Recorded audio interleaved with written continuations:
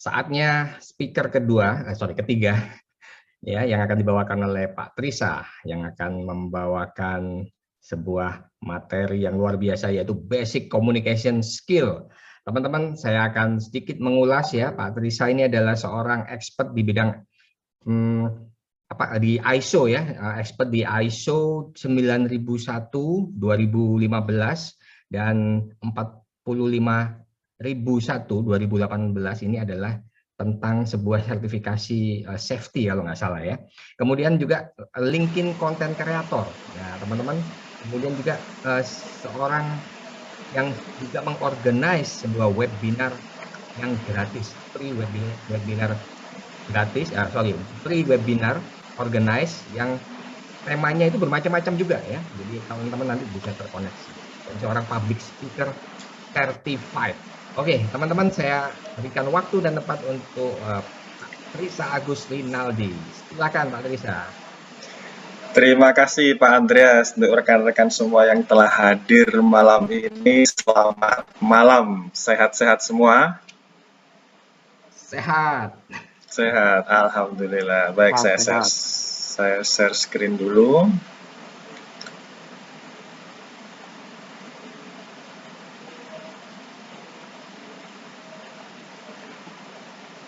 Sudah muncul ya?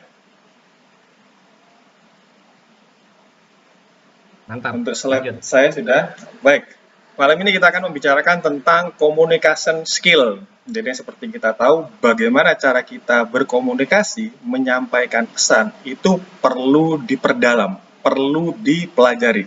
Karena kita nggak bisa lepas dari namanya komunikasi. Dalam hal ini bicara. Komunikasi itu banyak bentuknya. Bisa via texting, emailing, atau komen di kolom komentar di sosial media. Itu adalah salah satu bentuk komunikasi. Tetapi yang saya akan bicarakan malam ini adalah bagaimana cara kita berbicara, berkomunikasi dengan orang supaya pesan kita bisa tersampaikan dengan baik atau dengan jernih.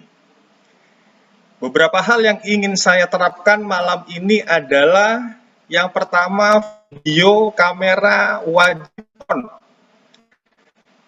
Kevin Herwanda Tandrio, Tiara Pandini, Reza Naufal, Hanifah, Omar Sugiharto, Jupri, Mas Her, Mr. Aji, Widiantiwi, Oki Dea, Novianti, Wiyanto Gunawan, Duyarko Susanto, Muhammad Aris, Rio Wibisono. Saya minta untuk on kameranya supaya kita bisa berinteraksi, karena bagian dari komunikasi itu supaya saya tahu orangnya ini kayak gimana sih, ganteng-ganteng atau cantik-cantik seperti apa. Jadi supaya muncul di kamera, saya bisa tahu orangnya kayak gimana, supaya interaksi komunikasi yang akan saya bicarakan itu bisa berlangsung efektif. Selamat malam, Pak. Selamat malam, Mas Her. Ya, maaf, dari Batam saya, Pak. Ya, ini saya dari Baik. Ya. Tetanggaan dengan Pak Andreas ya? Ya, belum ini sih, belum sempat open house kan beliau mungkin ya. Nanti nunggu lebaran. Baik, untuk rekan-rekan yang lainnya, saya tunggu untuk on. Ya, selamat malam Pak. Selamat malam Pak Rio Wibisono. Teman-teman yang lain? Baik, Pak. Saya tunggu supaya bisa on kameranya atau saya remove. Wah, keren ini. Malam, Pak. Ini acara gratisan ya. Acara gratisan kemudian saya minta untuk on kameranya saja tidak. Itu artinya kan malam, kita Pak. Bicara setengah jam, 1 jam dari Mbak Joan, dari Mas Fahren tadi. Ini orangnya ada di sini atau enggak sih? Online atau enggak sih gitu. Nah, ini sudah banyak yang on ya. Omar Sugiarto, Mas Omar Sugiarto, Mr. Aji, Widiantiwi, Oki Dea Novianti, Duyarko Susanto, Angga Ramadan. Nah, ini baru Mas Ferianto Ferdinand. Minggu depan kita akan collab bertiga dengan Mas Ian. Baik, saya lanjut. Untuk yang kedua adalah diwajibkan menggunakan headset atau earphone supaya jernih suaranya saat saya bicara dan teman-teman nanti bisa on mic, bisa terdengar jernih suaranya. Yang selanjutnya adalah pastikan mic selalu dalam keadaan mute. Karena saya menggunakan headset, teman-teman yang lain juga banyak menggunakan headset. Bila itu gak sengaja di unmute, kemudian ada back sound segala macam teng-teng, bakso, sego goreng, dan semacamnya, itu akan sangat mengganggu sekali di ruang meeting ini. Kemudian yang terakhir adalah gunakan fitur raise hand. Nanti di akhir acara, di akhir sesi saya ada sesi tanya jawab, tetapi bila saat saya bicara menjelaskan materi ada pertanyaan, silakan raise hand, kemudian pertanyaan bisa diajukan setelah saya persilakan. Seperti itu. Saya lanjut ke materi.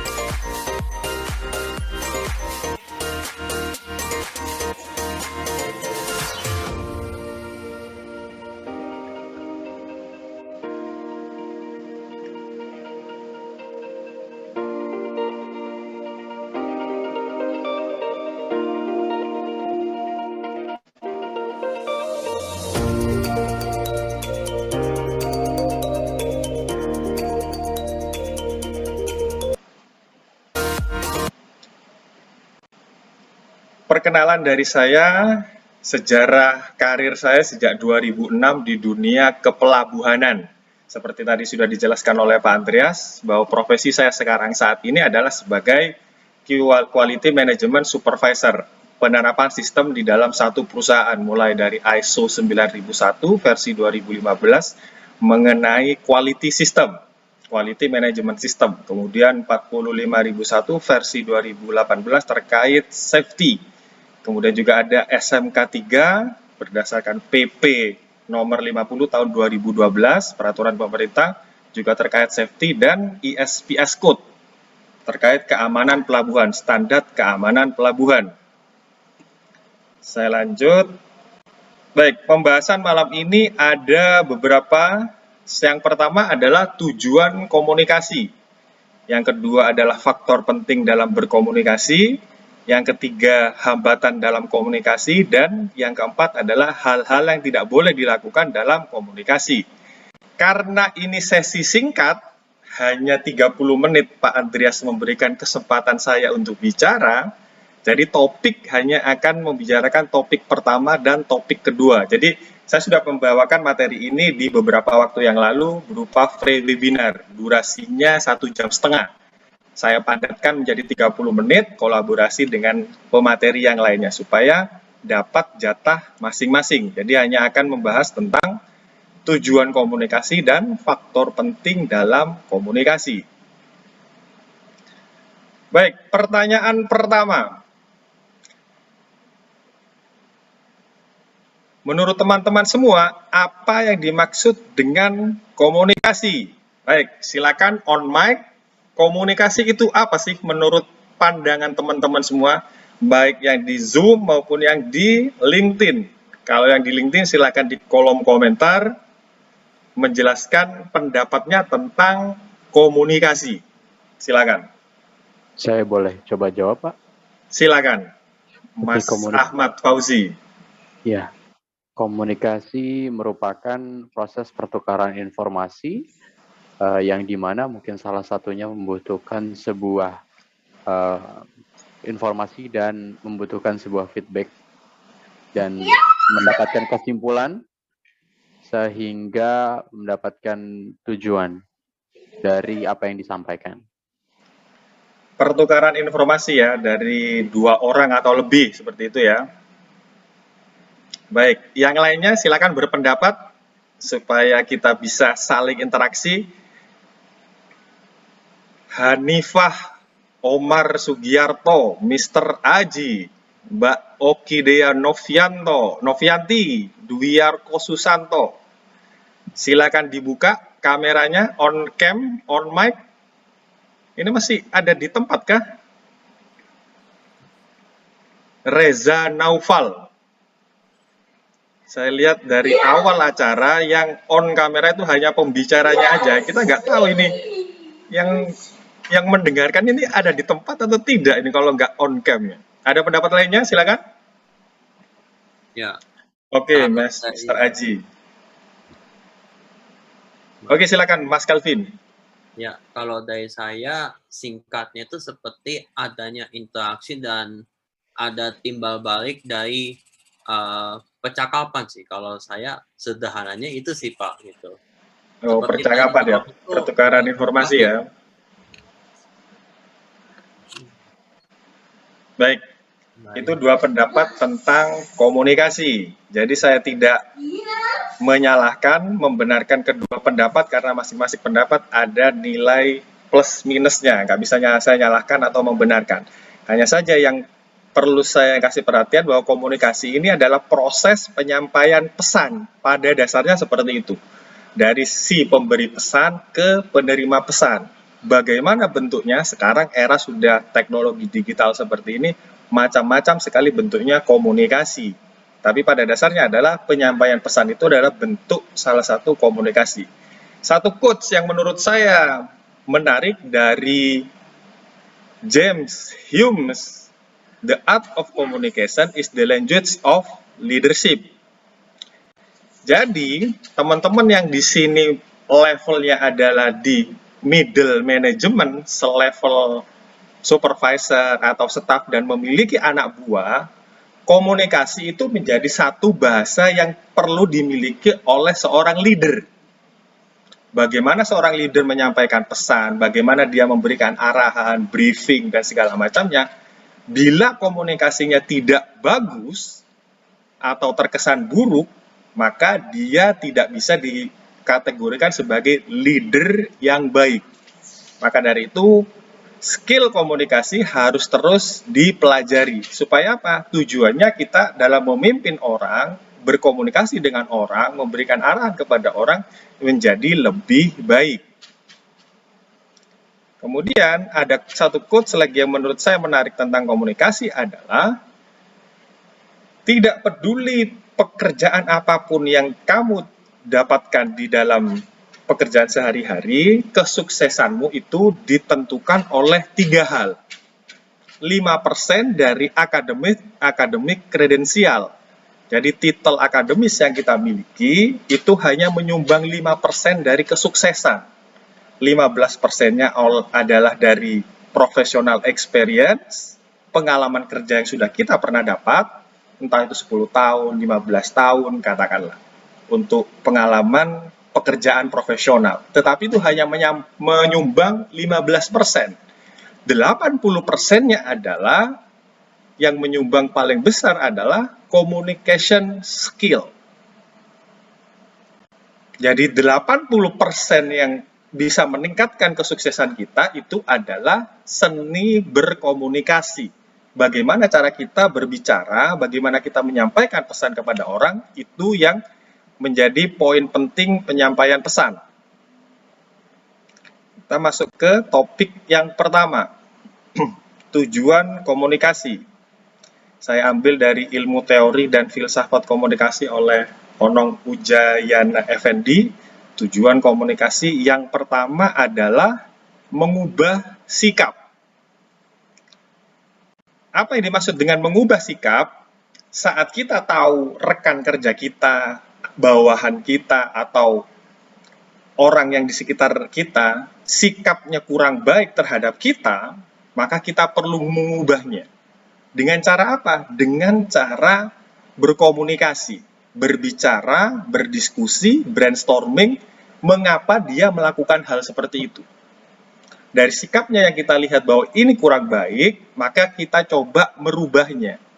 Setidaknya dia ada pengetahuan, dia ada pembelajaran bahwa sikap yang selama ini dia lakukan, ternyata ada orang lain yang merasa tidak nyaman.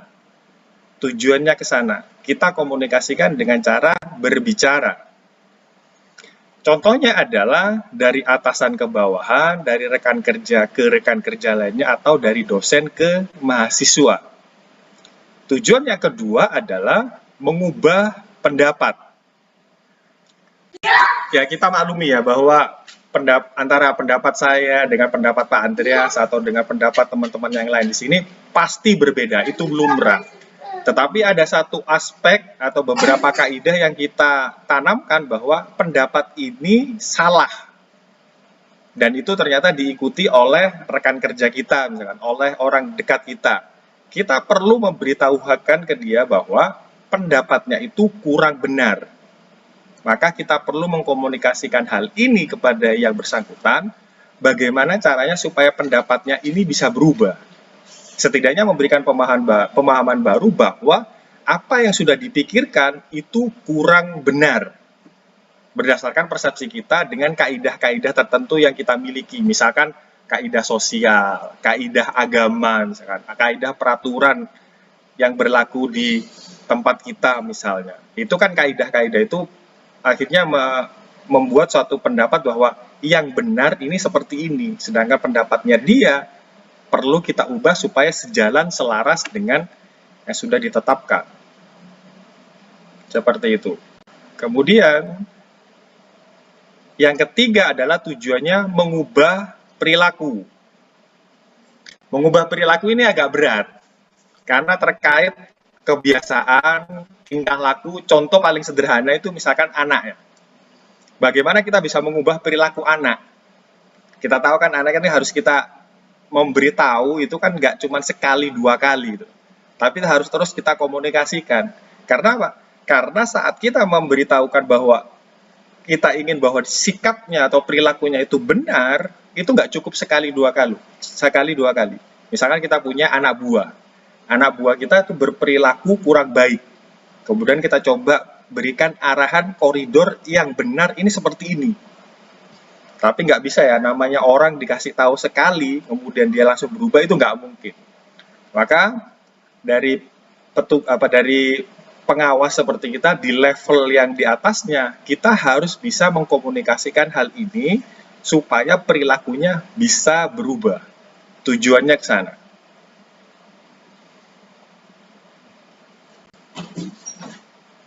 Nah, kemudian ini topik kedua adalah faktor penting dalam berkomunikasi. Yang pertama adalah verbal. Kontribusinya sebanyak 7%. Apa yang dimaksud dengan verbal? Pilih kata-kata yang akan digunakan. Apa yang dimaksud dengan pilih kata-kata yang digunakan? Saat saya akan memberikan suatu bentuk briefing atau webinar kepada rekan-rekan semua, kepada teman-teman semua, setidaknya saya bisa mengetahui latar belakang dari pendengar yang saya ajak bicara. Contoh misalkan di dalam satu briefing ada beberapa helper atau operator yang pendidikannya SMA atau maksimal SMA. Maka bahasa yang saya gunakan, kata-kata yang saya gunakan tidak akan terlalu teknis supaya mereka bisa menerimanya dengan baik. Kalau saya menggunakan istilah manajemen yang terlalu rumit, pesan saya jadi nggak nyampe karena mereka nggak ngerti pendidikan mereka SMA. Kemudian saya jejali dengan pengetahuan dari sisi top manajemen, nggak bakal masuk. Maka dari itu, saat kita menyampaikan pesan, berhati-hati dalam pemilihan kata. Kita harus bisa melihat bahwa apakah penjelasan yang kita berikan itu cukup dimengerti oleh mereka. Jangan sampai kita ngomong terlalu banyak, menjelaskan secara detail, menurut pandangan kita sudah baik, sudah bagus, ternyata yang mendengarkan nggak mengerti. Itu seringkali terjadi seperti itu. Maka dari itu, sebelum melakukan sajian, sebelum melakukan presentasi seperti ini, saya paling tidak tahu bahwa rekan-rekan semua ini dari LinkedIn. Sehingga saya menggunakan istilah-istilah yang agak teknis, teman-teman semua itu bisa mengerti. Terutama dari Mbak Joan tadi, kemudian dari Mas Fahrin, begitu banyak istilah-istilah baru yang hadir malam ini. Saya sendiri nggak ngerti, ada MVP tadi. Ini penjelasannya apa tadi ya, kemudian singkatannya apa. Tapi dijelaskan, kita semua yang di ruangan meeting ini cukup mengerti. Karena apa? Karena tingkat pendidikan kita bisa memahami penjelasan semacam itu. Maka saat kita berbicara, pemilihan kata itu menjadi sangat penting. Kontribusinya adalah 7%. Nah, yang kedua adalah vokal. Kontribusinya adalah 38%. Apa saja yang termasuk dalam vokal? Apa yang didengar oleh peserta. Yang pertama adalah tone suara pembicara atau volume suara. Bagaimana misalnya saya bicara dengan nada yang sangat rendah dan hampir orang nggak bisa mendengarkan. Itu adalah contoh volume yang sangat rendah. Nah, ada teman-teman yang megang headsetnya dipikir suaranya kok jadi pelan ya. Saya harus bisa memastikan bahwa suara saya bisa nyampe dengan baik ke rekan-rekan semua. Suara saya tinggikan, kemudian mic saya setel ke paling sensitif, supaya apa? Supaya rekan-rekan semua yang mendengarkan saya, itu bisa terdengar dengan baik. Jadi harapan saya, apa yang saya bicarakan, terdengar seluruhnya, kemudian memahami pesan yang saya sampaikan, sehingga peserta yang mendengarkan bisa mengerti tujuannya ke sana. Ini kontribusinya 38%. Yang kedua apa? Yang kedua adalah ekspresi suara, intonasi, dan artikulasi. Teman-teman perhatikan bagaimana cara saya bicara itu dinamis. Bukan monoton, datar gitu aja, kayak pembaca berita TVRI tahun 70-an, 80-an gitu. Dilihat aja kurang menarik. Contoh paling gampang itu adalah misalkan saya bicara dengan nada datar seperti ini. Jadi ini forumnya misalkan di briefing pagi, saya akan memberikan arahan kepada beberapa anak buah, 5 atau 6 orang anak buah saya, kemudian saya bicara seperti ini. Baik teman-teman, untuk pagi ini saya akan memberikan target pekerjaan untuk hari ini. Jadi harus tetap semangat dalam melakukan pekerjaan hari ini. 3 hal yang akan kita lakukan. 1, membersihkan AC. 2, memperbaiki hopper. 3, memperbaiki VR. Dengan nada bicara seperti itu di pagi hari, apakah si orang-orang ini akan tergerak untuk mengerjakan tugasnya dengan baik? Nggak bisa. Saya harus bicara seperti ini. Selamat pagi teman-teman. Pagi ini kita punya 3 pekerjaan. Yang pertama, pembersihan AC. Yang kedua, perbaikan hopper. Yang ketiga, perbaikan VR. Yang kita lakukan hari ini adalah sangat penting. Karena terkait dengan target perusahaan yang harus diselesaikan dalam minggu ini. Itu adalah contoh intonasi dan artikulasi. Supaya si pendengar itu juga bersemangat. Supaya mereka juga ada perhatian bahwa, oh, semangat saya tergugah karena hal seperti ini. Jadi kalau misalkan cara bicaranya datar, kemudian tidak ada dinamis naik turunnya, volumenya rendah, jangan berharap pesannya bisa nyampe dengan baik. Kontribusinya ada 38%. Jadi perlu diperhatikan kadang-kadang, udahlah yang penting yang dengerin bisa denger kata-kata saya. Nggak seperti itu. Kita harus bisa melihat dari semua aspek. Sehingga maksimal yang bisa kita lakukan, itu yang bisa didapatkan. Berdasarkan artikel yang pernah saya baca, ketersampaian pesan dari pembicara ke pendengar itu maksimal 50%.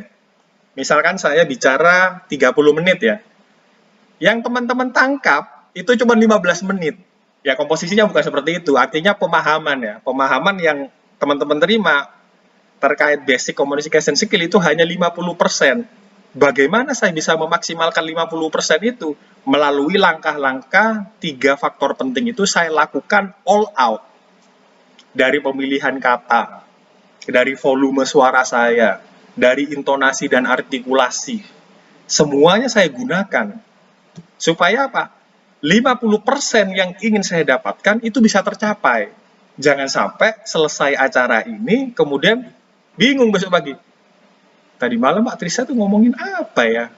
Jangan sampai seperti itu. Saya nggak ingin, saya juga jangan sampai distersia-sia ya. Ngomong 30 menit ternyata nggak ada yang ngerti gitu loh. Tujuannya tuh ke sana. Ini kontribusinya 38%. Kemudian, faktor yang ketiga adalah visual. Ini yang menurut saya paling tinggi kontribusinya, 55%.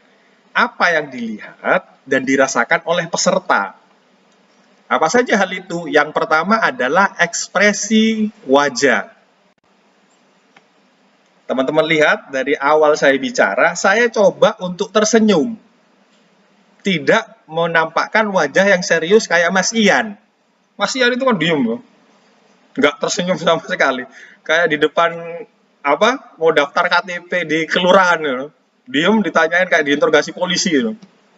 Saya coba untuk mengekspresikan wajah saya, kemudian gerakan tangan saya, supaya teman-teman ini tertarik gitu loh. Tertarik untuk mendengarkan saya, apa sih yang dijelaskan oleh Pak Trisa ini? Itu yang pertama adalah ekspresi wajah, mulai dari saya dari senyum, mata saya, kemudian saya juga untuk lebih bisa terlihat jelas, saya menggunakan tambahan alat. Nah, ini lampu meja saya matikan supaya bisa jelas wajah saya di hadapan teman-teman semua. Kalau di setting di view speaker view nampak di layar utamanya hanya saya saja, itu bakal kelihatan bagaimana saya berekspresi.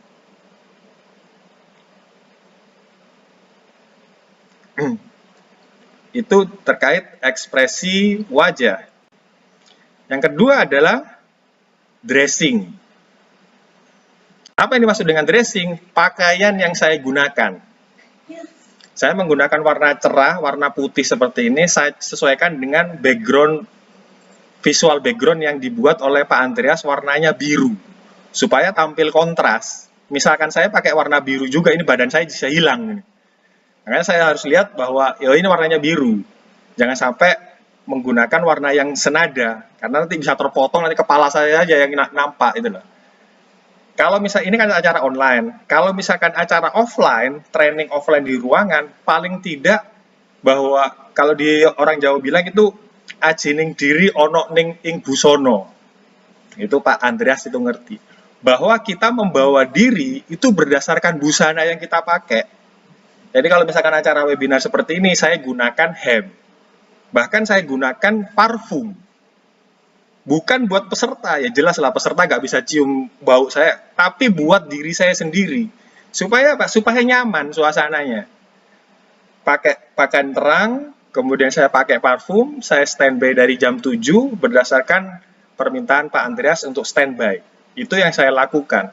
Jadi jangan sampai tampil di hadapan orang banyak sebagai pembicara, kita menggunakan pakaian yang menurut saya kurang layak. Misalkan pakai polo shirt, pakai t-shirt ya. Kalau pakai polo shirt masih agak semi-resmi.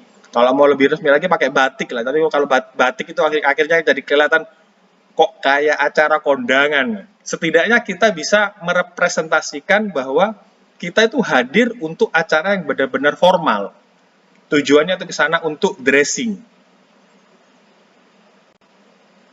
Kemudian yang ketiga adalah postur. Postur ini adalah bagaimana cara saya berdiri, bagaimana cara body language saya terlihat oleh rekan-rekan semua. Kalau di acara online seperti ini kurang bisa terlihat ya. Tapi kalau acara offline, bagaimana saya berdiri, kemudian postur saya tidak membungkuk, kemudian pandangan saya lurus ke depan, itu yang nampak. Hanya saja kalau di online seperti ini, mengenai postur, itu bisa saja berpengaruh. Misal seperti ini. Saya masang pose seperti ini.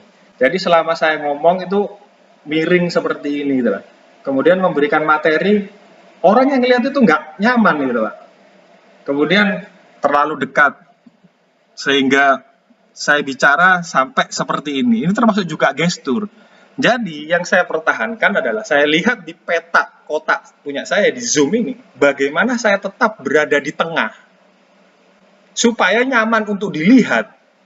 Peserta ini kan otomatis melihat saya semua yang bicara kan, apalagi di speaker view misalkan, otomatis di layar utamanya hanya ada saya yang bicara, itu jelas kelihatan. Maka gestur ini juga penting untuk dilakukan. Apa yang selanjutnya?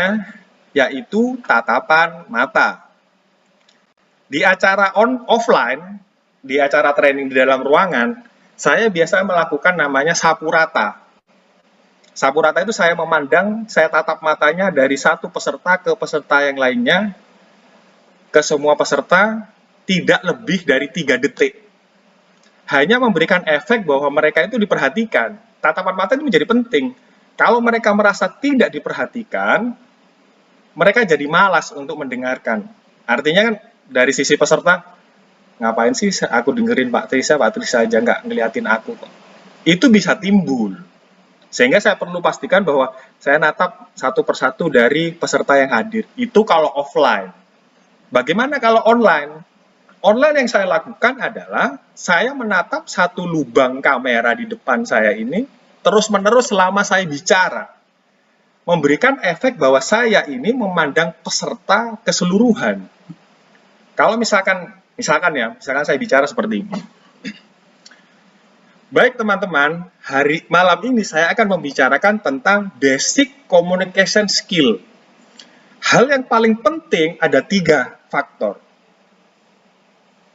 Itu kayak ngomong berduaan, hadap-hadapan, kemudian yang satunya melengos. Tidak memberikan efek bahwa kita natap orang di depan kita. Ada juga yang narok webcamnya tidak pas di tengah. Saya kan menggunakan handphone ini ya. Jadi saya bisa pindahkan, saya nggak menggunakan kamera laptop. Ada yang settingnya akhirnya digeser-geser, nampaknya itu dari samping gitu.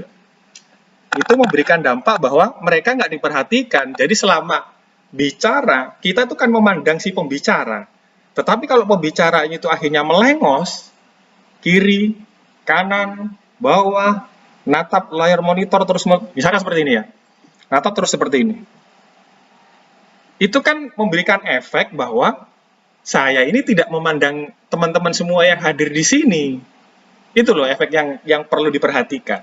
Jadi tatapan mata itu penting meskipun ini forumnya adalah online. Supaya yang hadir ini merasa diperhatikan. Maka dari itu, teman-teman yang masih off kameranya, saya kan nggak bisa lihat ini yang ganteng-ganteng, yang cantik-cantik ini kayak gimana sih mukanya. Nah, Pak Jupri baru muncul ini, Muhammad Aris. Terus siapa lagi ini yang tadi belum muncul kamera. Saya juga perlu diperhatikan supaya saya juga bisa memperhatikan para peserta. Itu penting buat saya. Baik, saya lanjut ke hal berikutnya. Tatapan mata, kemudian yang terakhir adalah gestur. Gestur tubuh, bagaimana cara saya memberikan body language secara utuh, saya gunakan tangan saya. Saya lakukan supaya memberikan dampak bahwa saya sedang menceritakan apa yang materi ini sedang saya jelaskan. Karena kalau kita diem-dieman aja kayak gini, tidak melakukan satu gerakan apapun, orang juga bosen gitu loh. Kayak kita ngeliatin berita di TV setengah jam, akhirnya tidak tertarik. Orang kalau sudah tidak tertarik, rasanya untuk mendengarkan pesannya saja, itu jadi malas. Banyak hal yang perlu diperhatikan dalam pelaksanaan webinar ini, sehingga supaya pesan yang ingin disampaikan itu bisa tertangkap oleh semua peserta dengan baik. Tujuannya ke sana. Itu terkait visual ini kontribusinya sebanyak 55%. Jadi kalau hanya vokal dan verbal yang diperhatikan, tapi visual diabaikan, artinya apa? Pesan yang ingin disampaikan itu sudah terpotong 50%, tidak bakal diterima. Karena itu tadi, beberapa hal tidak diperhatikan. Baik, itu adalah slide saya yang terakhir. Silakan kalau ada yang mau bertanya, mau diskusi, silakan. Sambil saya minum dulu.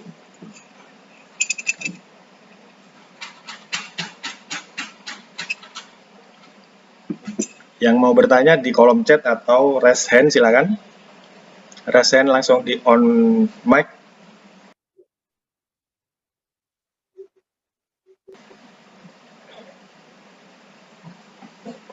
Ya, Silakan, Mas Ahmad Fauzi. Oke, baik. Jadi saya baru saja bergabung dalam sebuah perusahaan. Saya cuma sebetulnya ingin diskusi aja bagaimana caranya menyampaikan apa yang ada di operasional kepada level top management. Sedangkan ketika pada saat rekrutmen, saya ditugaskan untuk memantau proses berjalannya operasional. Namun, ketika saya berikan input terkait perubahan yang harus dilakukan, itu seperti tidak mendapatkan feedback dari level top management. Hanya itu aja sih Pak pertanyaannya. Tekniknya. Level top management ini sampai ke manajer atau sampai ke direktur?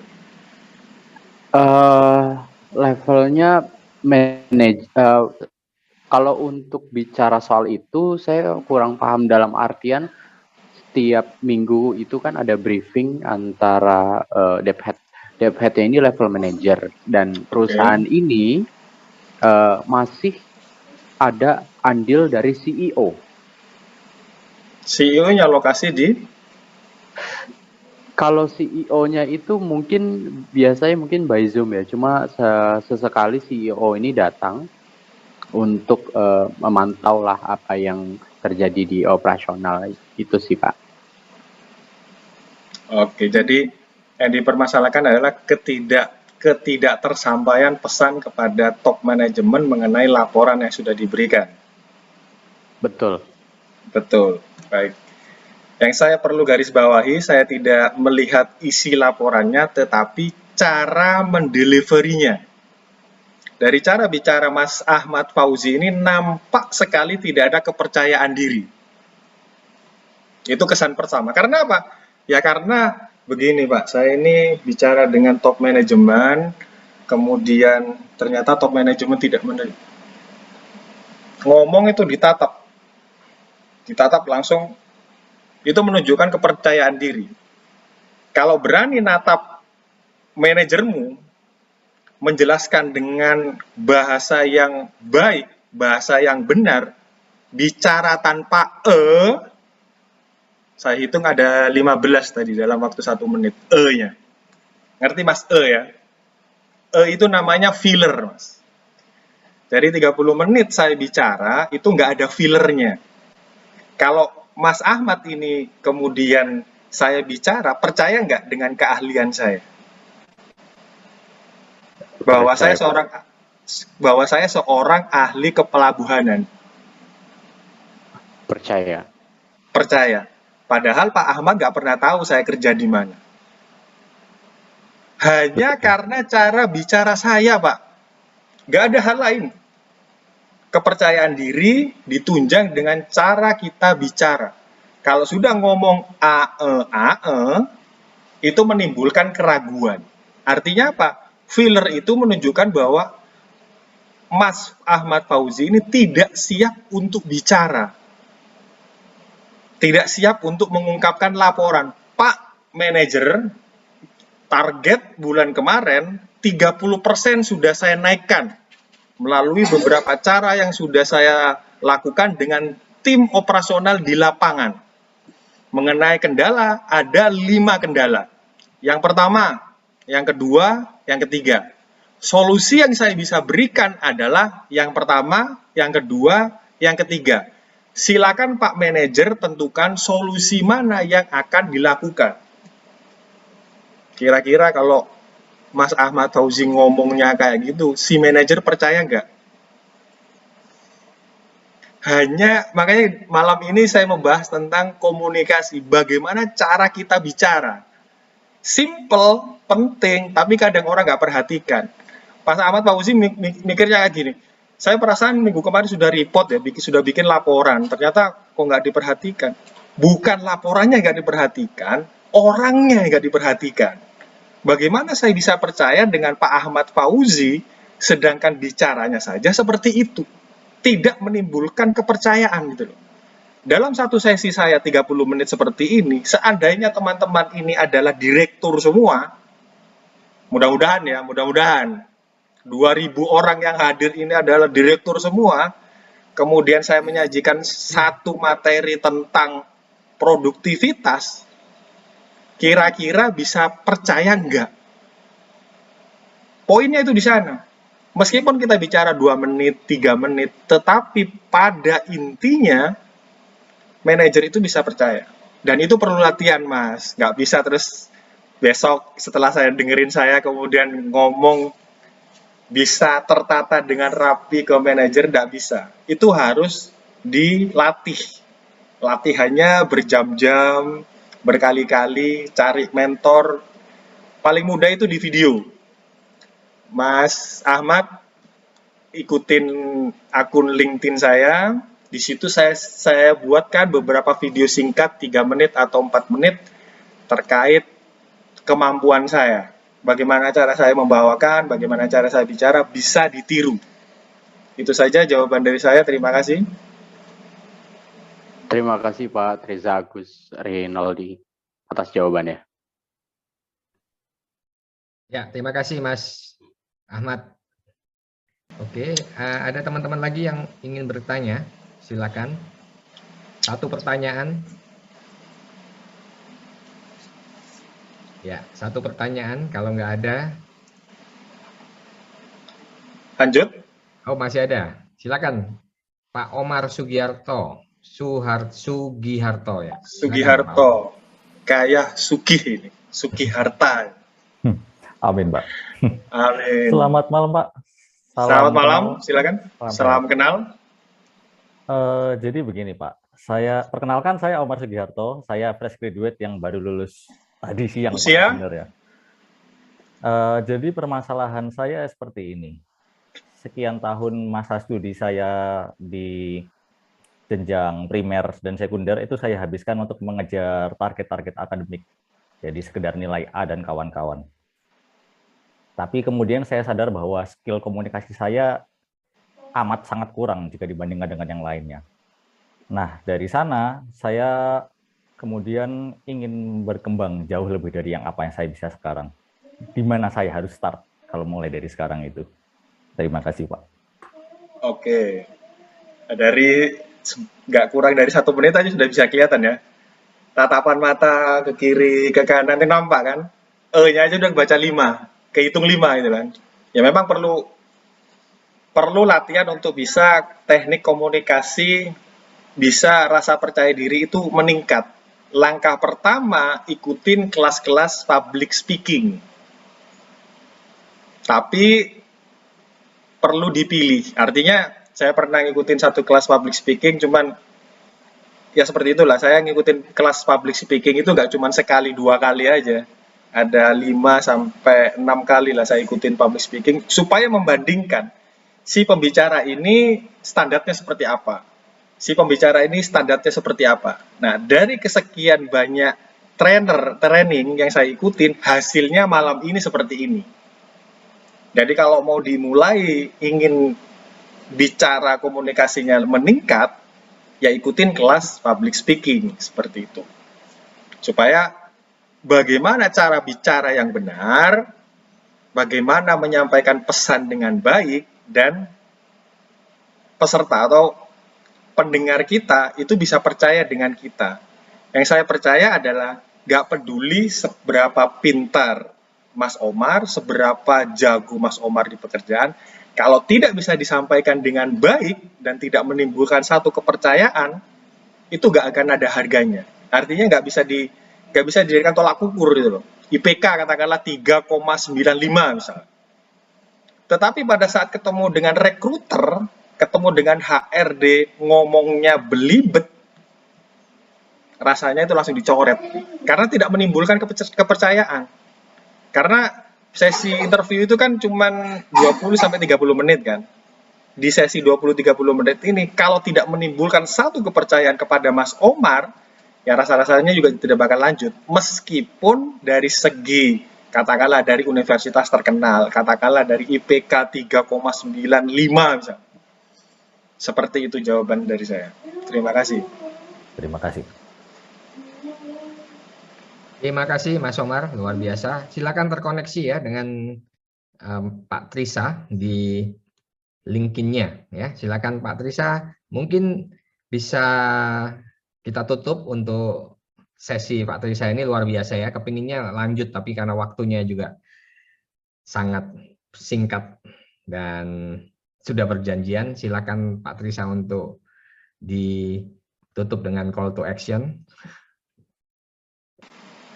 Baik, silakan untuk follow saya atau terkoneksi dengan akun LinkedIn saya. Tadi sudah di slide beberapa muncul.